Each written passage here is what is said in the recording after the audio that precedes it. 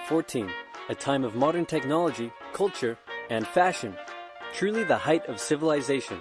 Let's have a war. Everyone knew a big war was coming. France wanted some stuff back that Germany had taken from it. Germany wanted to take more of everyone's stuff, and they were building a big sexy navy that was making the British uncomfortable. These two empires thought they were really cool, but lots of different people who lived there didn't think it was so cool. And some of them had even been declaring independence with help from Russia.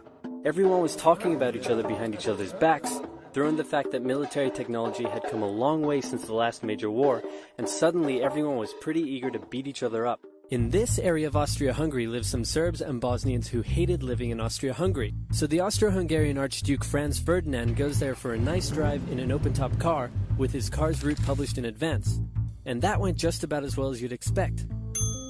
Some assassins were waiting for him along the way and threw bombs at his car, but they missed and blew up some officers behind him instead.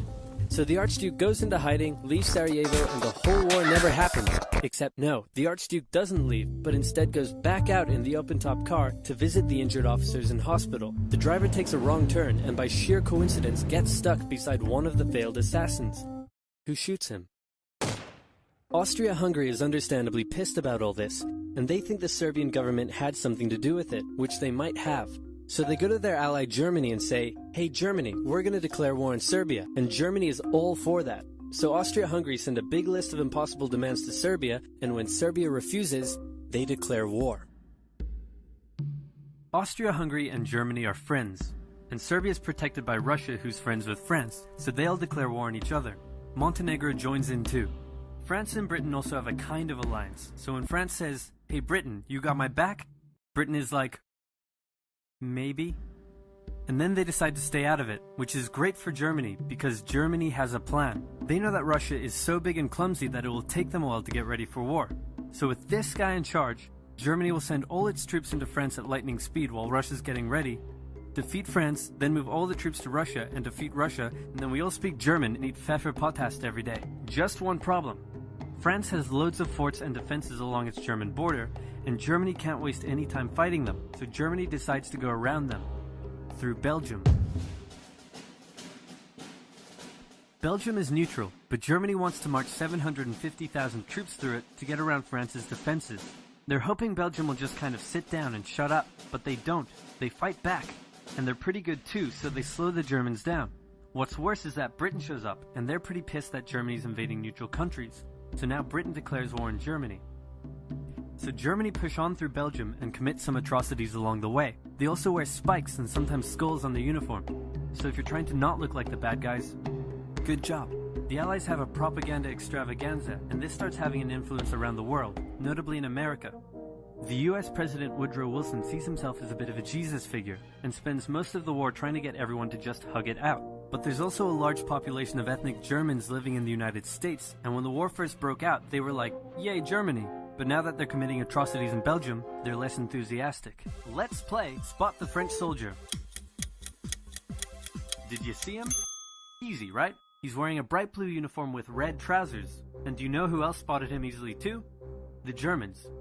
So when the French were slowly marching in columns through the countryside, the Germans easily tore them to shreds with their giant guns. All the nations involved in this war went in with an old-school war mentality, and all of them had to update their uniforms and tactics a lot during the Great War. Because this war was going to be like nothing anyone had ever seen before. Russia's ready for war, and way earlier than expected. Hey Austria-Hungary, can you get on top of that? Oh yeah, sure, we've got this. Nope. So Germany has to send some troops back to the east to defend against the Russians.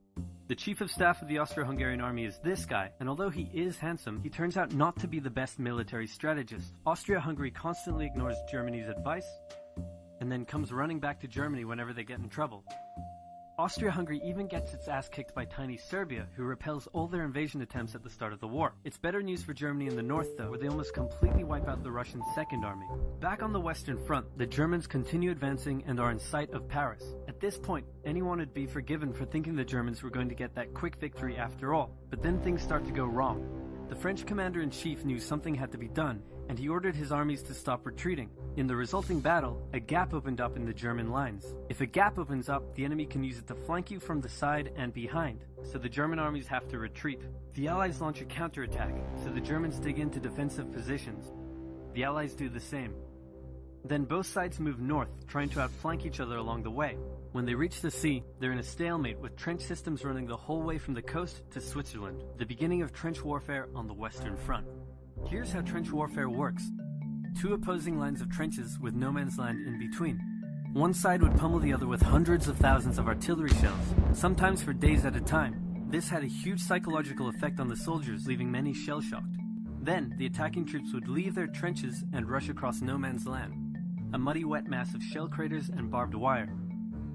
The defending trench would unleash machine gun fire on the attackers, inflicting thousands of casualties.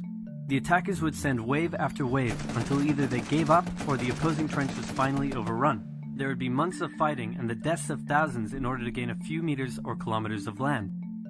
Living in the trenches was hard work too. Corpses, mud that could swallow you whole, pools of poisonous water, rats, disease, the smell. It's insane that millions of soldiers put up with these conditions, and commanders ordered them to do so for years.